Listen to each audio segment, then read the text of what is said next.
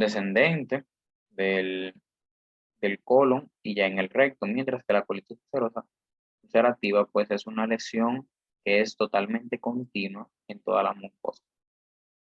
En cuanto a la afectación transmural, vamos a ver que este crea lesiones y fístulas que son transmurales, mientras que la colitis ulcerativa pues se lleva toda la mucosa en un plano pues superficial.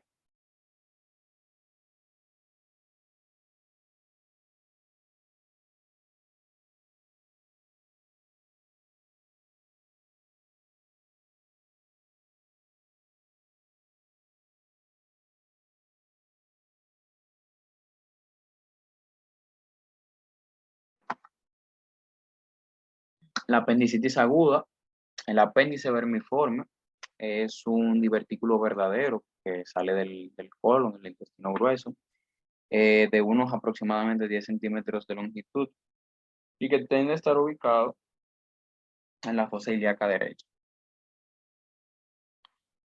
La apendicitis aguda, pues es una inflamación del apéndice vermiforme y que se ve asociada a una obstrucción de la luz del apéndice.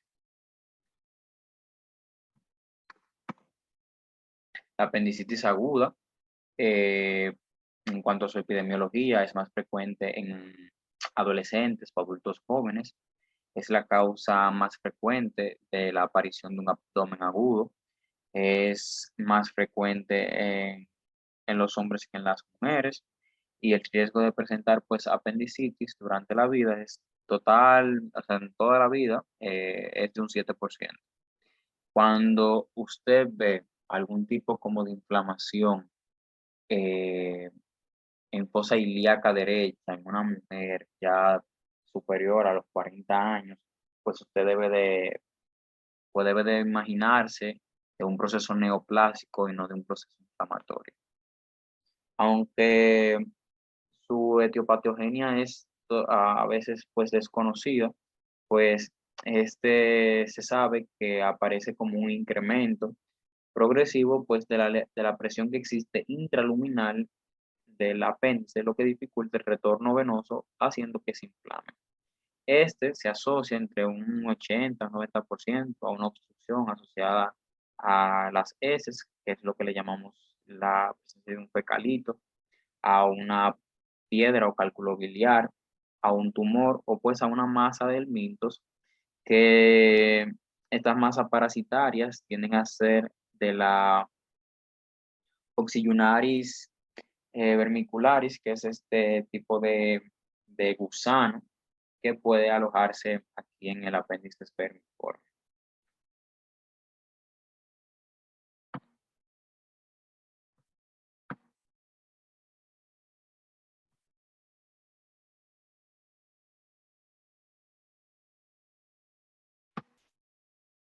Miren, la apendicitis aguda, pues tiene tres fases, o bueno, cuatro fases, aunque algunos autores le quitan una, otros fusionan una, otros le agregan otra. Pero ok, aquí en patológica nos vamos a quedar con cuatro: la fase congestiva o simple, la fase flegmognosa o supurada, también está la fase gangrenosa y la fase perforada. En la fase aguda, que también se llama fase simple, fase incipiente, fase catarral, el apéndice solamente se muestra con un tipo, eh, el apéndice solamente se muestra como con una serosa bien roja, bien rojiza, como vemos aquí, edematizada, y con una pared que tiende a ser opaca y que puede ser hasta granular. Bien, en la fase flegmognosa o fibrinoide, aquí vemos que hay un exudado amarillento. Aquí vemos que hay un exudado amarillento con una congestión pues más marcada de la serosa, que se tiende a ser como brillante. Entonces en la fase supurada encontramos algunos abscesos, como ustedes ven aquí, de coloración amarillento, con una congestión más o menos pues marcada. Esos abscesos tienden a estar en las paredes, y pues pueden ulcerarse por los mismos focos de necrosis, por ejemplo, como el que ustedes ven aquí. Ya la fase gangrenosa o hemorrágica, que realmente no tenemos imágenes, esta zona de ulceración pues se tiende a ver como verdosa o hay mucha hemorragia en la submucosa. Y esta pues tiende a romperse y liberar todo ese contenido purulento hacia el abdomen, lo que puede causar como una peritonitis o un abdomen agudo. Bien, en cuanto a su microscopía, lo que vamos a ver es un infiltrado inflamatorio de tipo neutrófilo, siempre neutrófilo, en la mucosa, en la submucosa y en la muscular. Lo que le da el diagnóstico a la apendicitis aguda a un patólogo es la presencia de los neutrófilos en la mucosa y submucosa. Muchos de ellos dicen que si usted ve algún tipo de infiltrado neutrofílico en submucosa, eso es automáticamente una apendicitis aguda.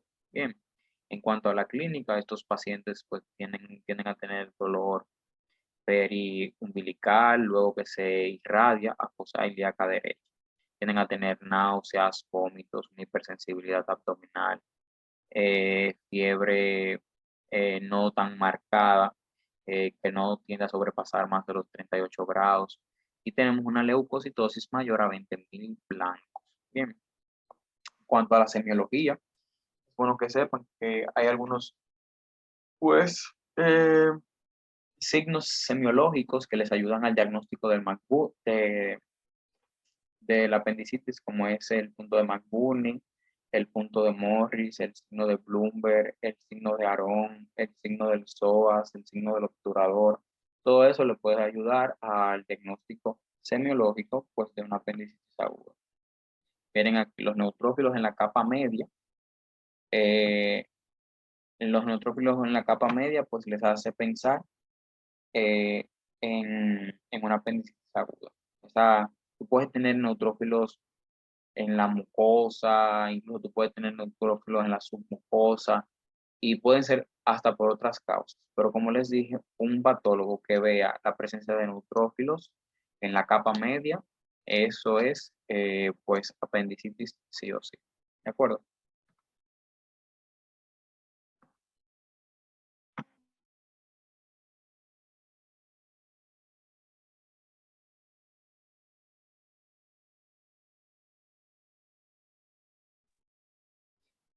Continuando con el tema de gastrointestinal, los pólipos adenomatosos de colon son neoplasias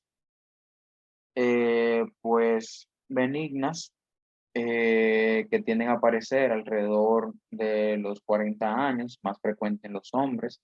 Son tumores de crecimiento lento y que eh, aparecen entre un 40 y un 50% después de los 60 años. Ok. Eh,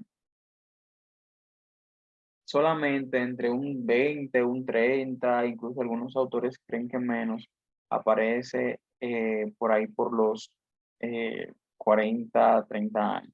Bien, los pólipos se definen como un tipo de masa tumoral que sobresale de la luz del intestino y que estos pólipos, de acuerdo a su morfología, pueden ser de dos tipos. Pueden ser sésiles, es decir, que están pegados directamente a la mucosa intestinal o pedunculados que se ven como colgando de un tallo.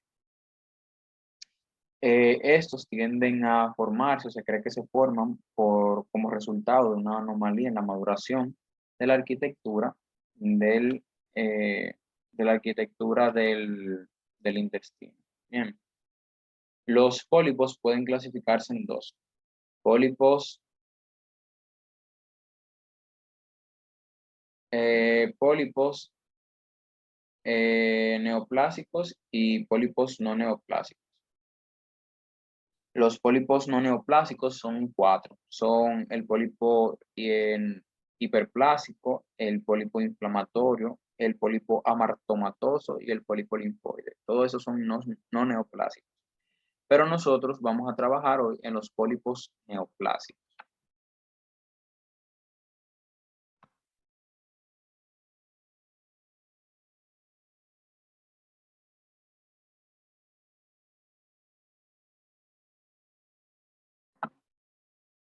Los pólipos neoplásicos son neoplasias que tienden a estar intraepitelialmente y que varían de acuerdo a si son, pues, como les dije, si son pedunculados, son sésiles y así. Estos pólipos, pues, tienden a estar más frecuentes en el colon y, pues, tienden a ser, en la mayoría, antecesores a un adenocarcinoma de colon. Como ya les dije, pues estos, aunque se cree que afectan más al hombre que a la mujer, muchos autores también entienden que pueden ser pues iguales para ambos sexos y que su riesgo sí aumenta de 5 a 6 o 7 veces si usted cuenta con algún tipo de predisposición familiar para este tipo de neoplasia.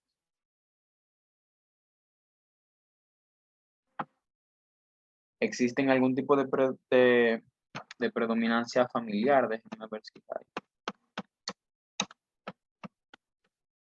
Ok. Por ejemplo, hay algún tipo de asociaciones sindrómicas que se ven, pues, que aumentan el riesgo de esta enfermedad. Por ejemplo, el síndrome de poliposis adenomatosa familiar, donde hay un tipo de mutación en el gen APC y pues, se subclasifica en dos formas.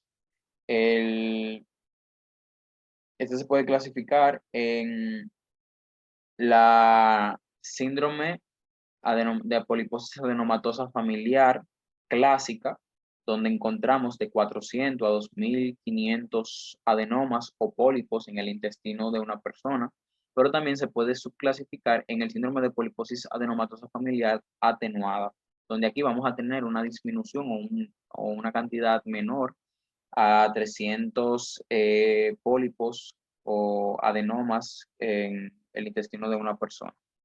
También encontramos el síndrome de Gardner y el síndrome de Turcot. Por ejemplo, el síndrome de Gardner se caracteriza porque tenemos pólipos intestinales entre 400 a 2.500. También encontramos algún tipo de tumor óseo como osteomas, que puede ser en mandíbula y cráneo, pero también encontramos quistes epidérmicos. Tenemos el síndrome de Turcot. Tenemos el síndrome de Turcot, eh, que se caracteriza porque también tenemos pólipos intestinales, pero tenemos tumores en el sistema nervioso central como es el meduloblastoma. También tenemos el síndrome del cáncer colorectal hereditario, o también como se le conoce como síndrome de Leach, donde hay un aumento en el riesgo de padecer un tipo de cáncer gastrointestinal o colorectal. También en las mujeres en endometrio. Se caracteriza porque también tiene muy pocos pólipos, pero hay una alteración en el gen de la reparación para el intestino o para la mucosa intestinal. Bien,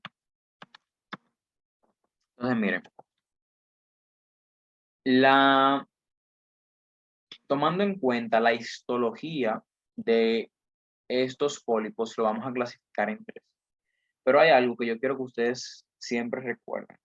Y es que tenemos tres características que me van a dar la malignidad o no de un pólipo adenomatoso de colon. ¿Ok? Está el tamaño, está la arquitectura histológica y está la intensidad de la displasia que hay en el epitelio de ese pólipo. Tenemos tres tipos: los adenomas tubulares, los adenomas vellosos, los adenomas tubulovellosos. Los adenomas tubulares en el 90% ocurren en el colon, también pueden ocurrir en el estómago, también pueden ocurrir en el intestino delgado. Tienden a ser lesiones que son pequeñas, de un contorno liso. Los más grandes muestran un lóbulo que es grosero con un tallo delicado. Vamos a encontrar esta forma en la parte tubular, donde tenemos un lóbulo grosero, es decir, una punta que es ancha y grotesca, pero su tallo o sea, tiene un tallo por lo que es pedunculado y ese tallo es fino y delicado. ¿Ok? Y podemos encontrar displasia en sus epitelios superficiales. ¿De acuerdo?